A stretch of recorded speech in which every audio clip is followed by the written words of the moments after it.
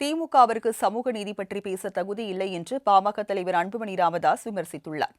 பாமக தலைவர் அன்புமணி ராமதாஸ் தமிழ்நாடு முழுவதும் உரிமை மீட்பு நடைப்பயணம் மேற்கொண்டார். இந்த நடைப்பயணத்தின் 100வது நாளை முன்னிட்டு தருமபுரியில் நடைப்பயண நிறைவு விழா பொதுக்கூட்டம் நடைபெற்றது. இதில் கலந்து கொண்டு பேசிய அன்புமணி ராமதாஸ், திமுக அரசை தமிழ்நாட்டை விட்டு விரட்டியடிக்க வேண்டும்.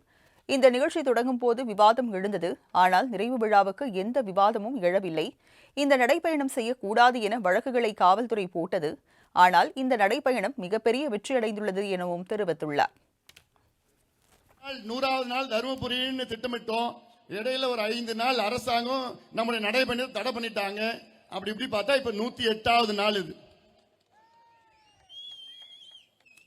இன்னொரு 108 இருக்கு. இப்போ அடுத்த 108வது நாள்ல தமிழ்நாட்டை விட்டு திமுக அரசு விரட்டி அடிக்கப்படும்.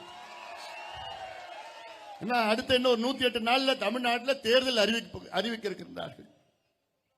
அப்படி இந்த நடைபயணம் மிக முக்கியமான ஒரு பயணம். எனக்கு மட்டுமல்ல, தமிழக மக்களுக்கும் நம்முடைய நிர்வாகிகளுக்கும் இங்க மேடையில் உள்ள அத்துணை பேருக்கும் என்னுடைய நன்றிகளை நான் சொல்லணும்.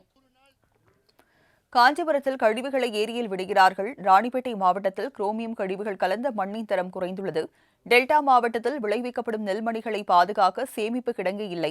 திமுகவினர் டெல்டாவை கெடுத்து வைத்துள்ளதாக குற்றம் சாட்டினார். திமுகவிற்கு சமூக நீதி பற்றி பேச தகுதியில்லை. திமுக மனு நீதியை நிலைநாட்டிக் கொண்டிருக்கிறது. அமைச்சரவையில் பட்டியல் சமூக அமைச்சர்கள் கடைசி வரையில் உள்ளனர். திமுக மனுநீதி கடுமையாக உள்ளது.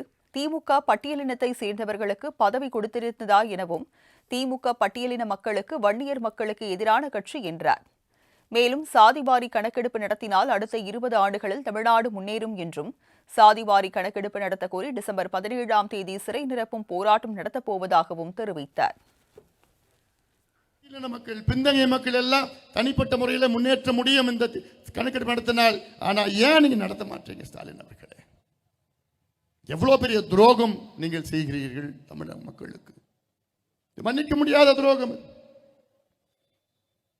செந்தில் சொன்னாப்புல பேசுறப்போ, வருகின்ற டிசம்பர் மாதம் 17ஆம் தேதி தமிழ்நாட்டிலே சிறை நிரப்பும் போராட்டம் அறிவித்திருக்கின்றேன். இது அவசியமானது.